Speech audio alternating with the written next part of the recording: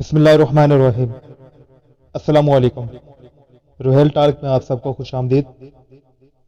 آج کی ویڈیو نہیں، آج کی بحث کا ٹاپک ہے بلبل مذکر ہے یا مونث۔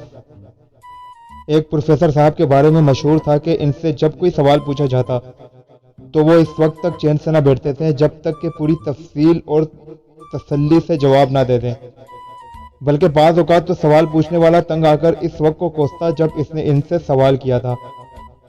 ایک صاحب کا بیان ہے کہ ایک مرتبہ میں اور پروفیسر صاحب ایک لائبریری میں بیٹھے تھے کہ میرے ذہن میں ایک سوال آیا جو میں نے غلطی سے پروفیسر صاحب سے پوچھ لیا۔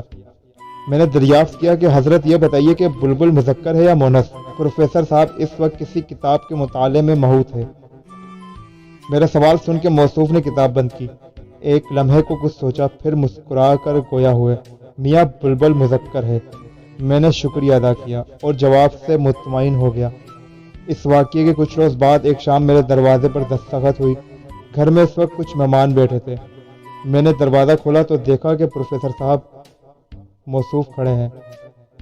میں نے پوچھا، پروفیسر صاحب خیریت تو ہے؟ آپ اور میرے غریب خانے پر اس وقت؟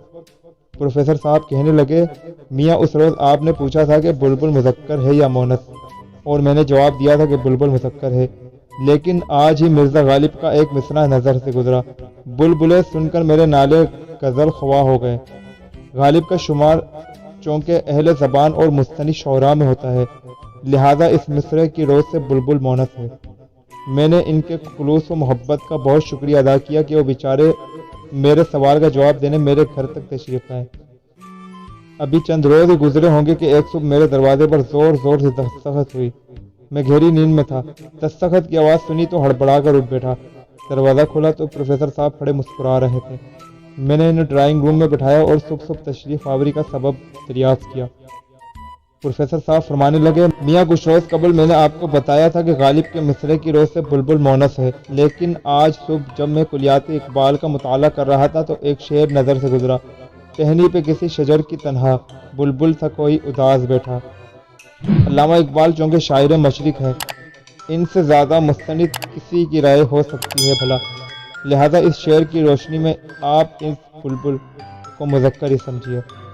میں نے پروفیسر صاحب کا شکریہ ادا کیا اور ان کے جانے کے بعد خدا کا بھی شکر ادا کیا کہ چلو اب اس بلبل والے قصے سے تو جان چھٹی، لیکن میرے نصیب ایسے کہاں۔